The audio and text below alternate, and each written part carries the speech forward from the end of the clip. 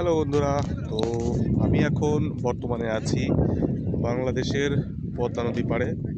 তো আমার পেছনে যে বিশাল নদী দেখতে পাচ্ছ, সেটা হচ্ছে বাংলাদেশের গৌরব, বাংলাদেশের ঐতিহ্য, বাংলাদেশের পদ্মা নদী। আর তোমরা দেখো, মানে দৃশ্যটা দেখো একবার, অসাধারণ একটা দৃশ্য কিন্তু এখানে রয়েছে। বাংলাদেশের পদ্মা নদী সব মিলিয়ে কিন্তু খুব সুন্দর একটা পরিবেশ। আর এই যে এই লাইনগুলো দেখা যাচ্ছে না, এই লাইনগুলো দিয়েই কিন্তু তোলা হয় বালি। তো এটা কিন্তু একটা মূলত পদ্মা নদীর বালির খাদান। আর দূরে যে উঁচু উঁচু মাটিগুলো দেখা যাচ্ছে, ওগুলো অ্যাকচুয়ালি হচ্ছে বালি। তো আমি এখন দাঁড়িয়ে আছি সেই পদ্মা নদীর থেকে যে বালি তোলা হয় সেই বালির খাদানে। অসাধারণ সুন্দর জায়গা।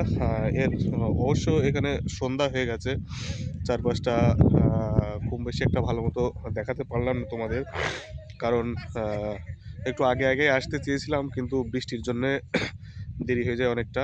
তো একটু আগেই বৃষ্টি ছাড়লো, তারপরেই এখানে আসলাম।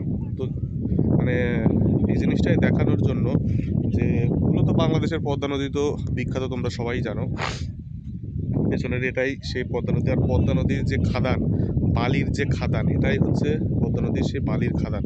পেছনে যে পাইপগুলো দেখা যাচ্ছে, পেছনে যে পাইপগুলো মূলত দেখা যাচ্ছে প্রচুর, এইদিকে প্রচুর কিন্তু পাইপ দেখা যাচ্ছে। ওই সব পাইপ দিয়ে কিন্তু বালি তোলা হয়, আর সেগুলো ওইখানে স্টোর করা হয়, এবং এইখান থেকেই কিন্তু সারা বাংলাদেশে বালি, পদ্মা নদীর যে বালি, সেগুলো সাপ্লাই দেওয়া হয়।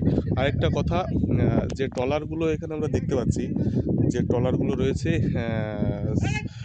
জাফলং বা সিলেটের যে পাথুরে বালিগুলো, সেগুলো কিন্তু এই ট্রলারের মাধ্যমেই এসে এই পেছনের এইখানে জমা হয়, এবং এইখান থেকেই সারা বাংলাদেশে বালিগুলো সাপ্লাই দেওয়া হয়।